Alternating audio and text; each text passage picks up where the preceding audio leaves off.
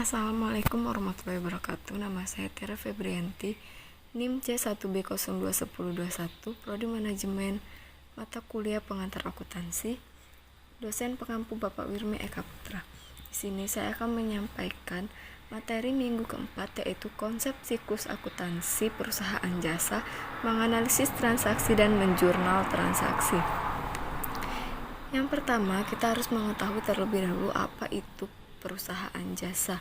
Nah, perusahaan jasa adalah perusahaan yang kegiatan utamanya membuat produk tidak berwujud berupa jasa atau layanan dengan tujuan mencari laba atau melayani masyarakat. Contohnya bengkel, salon, hotel, dan lain-lain.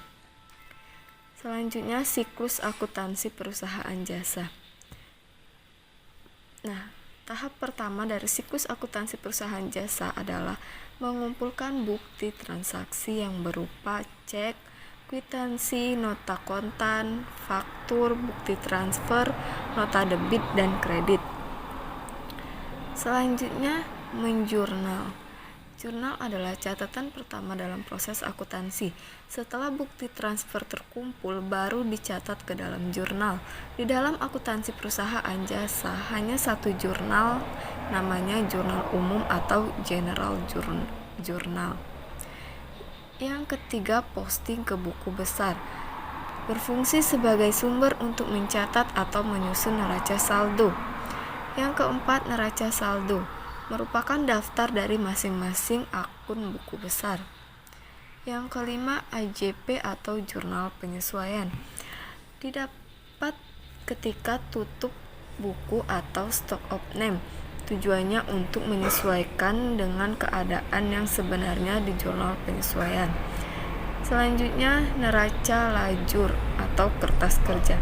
Neraca lajur berisikan informasi mengenai jurnal penyesuaian dan neraca saldo yang akan menghasilkan informasi, misalnya laba rugi, neraca, dan berbagai informasi lainnya yang dibutuhkan dalam pembuatan laporan keuangan ke depannya. 7. Laporan keuangan. Laporan keuangan juga dapat langsung disiapkan dari daftar saldo serta kertas kerja yang sebelumnya telah disesuaikan dari sebuah buku besar. Laporan keuangan ini juga disusun seperti laporan laba rugi, neraca, laporan arus kas, dan laporan perubahan modal. 8. Jurnal penutup. Untuk menutup akun-akun yang tidak dipakai lagi atau tidak boleh muncul lagi pada saat tahun buku yang baru. Selanjutnya, membuat jurnal pembalik. Jurnal pembalik merupakan jurnal yang berisi tahap pembalikan beberapa akun yang telah ditutup untuk mengembalikan saldo. Akun perkiraan yang dibalik ini kemudian berupa pembayaran di muka sebelum jatuh tempo. Terakhir, neraca akhir atau awal.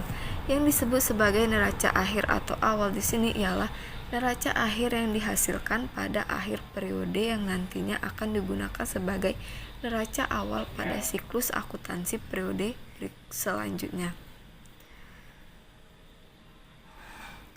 Selanjutnya, transaksi. Jenis transaksi akuntansi perusahaan jasa. Yang pertama, pembelian. Transaksi pembelian ini merupakan kegiatan yang dilakukan untuk membeli suatu produk. Transaksi pembelian perusahaan jasa sendiri diantaranya pembelian perlengkapan kerja dan peralatan. Kesemuanya dilakukan untuk memberikan kepuasan kepada para pelanggan dalam hal pembayaran. Kedua, pendapatan. Pendapatan ini haruslah dicatat pada daftar pembukuan tunai dan kredit. Pendapatan dari perusahaan jasa sendiri diantaranya didapat dari berbagai layanan yang telah diberikan. Karenanya kemudian pengusahaan jasa akan memberikan berbagai layanan terbaik kepada pelanggan. 3. Pembayaran beban-beban lainnya. Selain pengeluaran yang dilakukan saat membeli berbagai keperluan seperti pada berbagai perlengkapan dan peralatan, perusahaan jasa juga memiliki berbagai biaya yang harus dibayarkan, sebagai contoh pada beban tagihan listrik, administrasi telepon, internet, dan lainnya. 4. Penerimaan piutang.